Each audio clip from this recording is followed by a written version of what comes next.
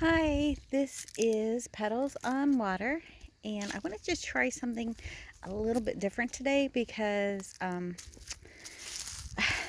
there's differences sometimes in the way that we communicate. So, like, sometimes my handwriting's a little different. Sometimes I'll like have words and phrases that I'll use over and over again, or I'll be very gestury with my hands, or very, stone still, and that's all visual. Um, but I was curious to see if we could hear differences in our voice if we switched out while we were doing this. So I figured I would take a walk and show you my life. And I'm sure for a lot of you, this is like, why would you like this? And honestly, like this, yeah, not so exciting. I am not gonna lie. Hang on, I've got to pick up a newspaper, so I may get wobbly here. Um, you may look at the road, that type of thing. So yeah, like this, yeah, it's not so much, but you get sunrises in the east and a little motion sickness for you. Sunsets, especially in the west, and this is like heaven. Nighttime, if you like this, the stars, I mean, the sky is just, it's a sky watcher's, stargazer's heaven. We do not have like safety lights or anything like that. Sorry, see, spiders. We do, however, have spiders. Oh, no, no, no, no, no. Hang on. These are my kittens, my outdoor kittens. This is Erd, who is now going to run into the road after the leaf. Okay. Yeah, I'm going to be worrying about that. We have a major farming concern right over there, and if I leap, oh, there he is. You know what, sweetie, I'm just going to leave you. That does not look all that important. So, yeah, spiders, I know, Mara. I'm coming. Come on, Erd. This is Mara. Mara is a lot jumpier than his brother. They were all part of a litter. So, cute little babies. Erd, you coming? Coming, little boy? Alright, he's coming. Where's my boy? There he is. Alright. Hang on just a second, because now I have to love him, because he's been a good boy. So let me pet him. I'm not sure what I've done, but maybe it's me. There he is. There he is. Did you hurt your eye? No, you're good. Good boy. Oh, we're gonna ping pong, I think. Um, so, hi, Mara. Mara's getting bold. Good grief. I am like maybe 2 feet away. That's impressive. When these kittens were born, they were in that stump right there. There's 5 of them. There's only 3 that survived. One's in our house. Her name's Felspar. Some of you have seen her pictures. And then there's these 2, Bird and Mara. And y'all get points if you know what manga those names come from. Felspar is actually not my cat. She is my oldest's cat. And when I reference my oldest in this sense, I mean an entirely different person, not someone in the system. So, but yeah. This is, sometimes we have to go in the city for chemo treatments, radiation, etc. Right now I'm in immunotherapy, so last legs. And yeah,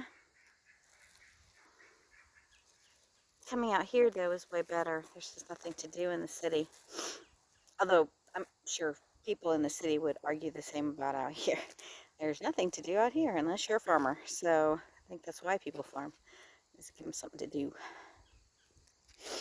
But I don't think I've heard any changes. It'll be interesting to look back on this video and see if there was. I don't know that we switch out per se. Like, sometimes I think we're just co-conscious.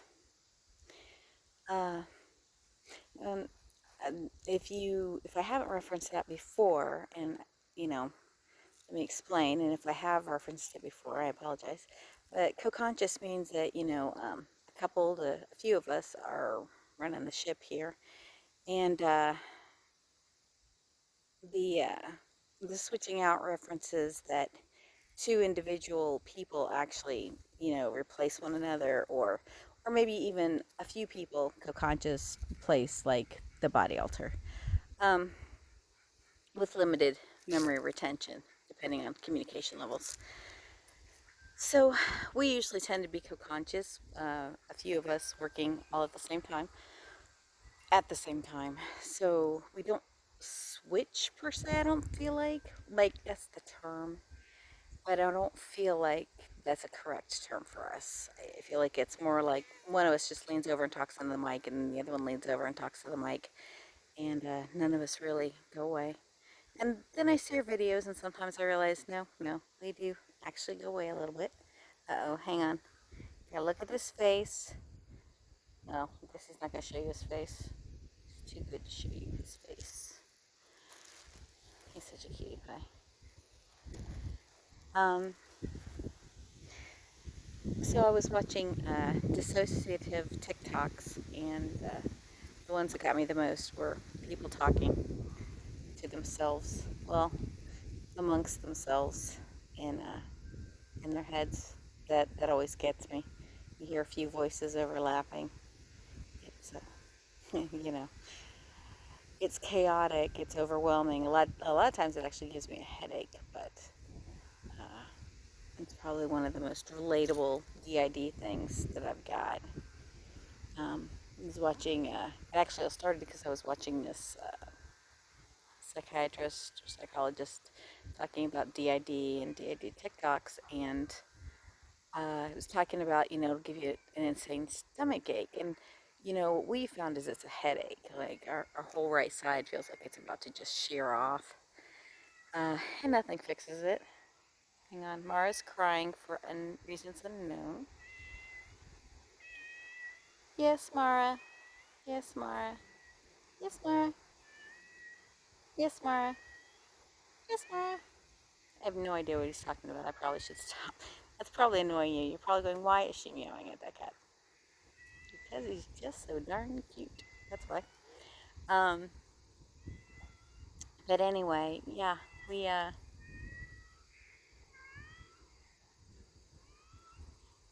so it sparked us to make this video because some of the things that were said, we were like, well, it's not really our experience, and that's like all mental health. That's the fun thing.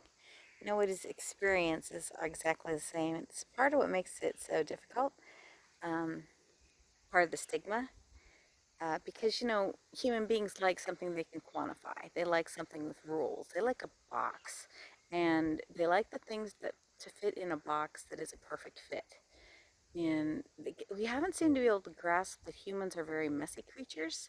You'd think they know that, and yet, um, so we don't always quite fit the box that we're supposed to fit in exactly the way we're supposed to fit it, which is really, you know, it's really kind of cool in a way and distressing, because when you got to do something like deal with dissociative identities, and a lot of people don't believe that, then it becomes, problematic. You're not believed. I haven't really run into that, but then I don't think I've had my coming out yet. It's the other thing the psychologist was talking about. Well, you'd need to have a coming out. We are not super comfortable with that kind of stuff. I'm not gonna lie. The whole concept of introducing ourselves, expecting people to know who we are. Sometimes we don't even like to tell each other who we are. We like to do this. Okay, guess who's in front now? No, you're wrong. Kind of deal. We're a bit whimsical from time to time. I'm actually really surprised we were su- surprised we were felt the urge to do this video. We're in grieving right now, and usually when that happens, we sort of shut down. Like there's not a lot of us, that want to do anything, and we just want to be left alone. But I guess sometimes we need to do things to distract ourselves, right? You know, the sun's in my eyes and I can't see what I'm doing. So I apologize. I think I might have gotten off kilter there.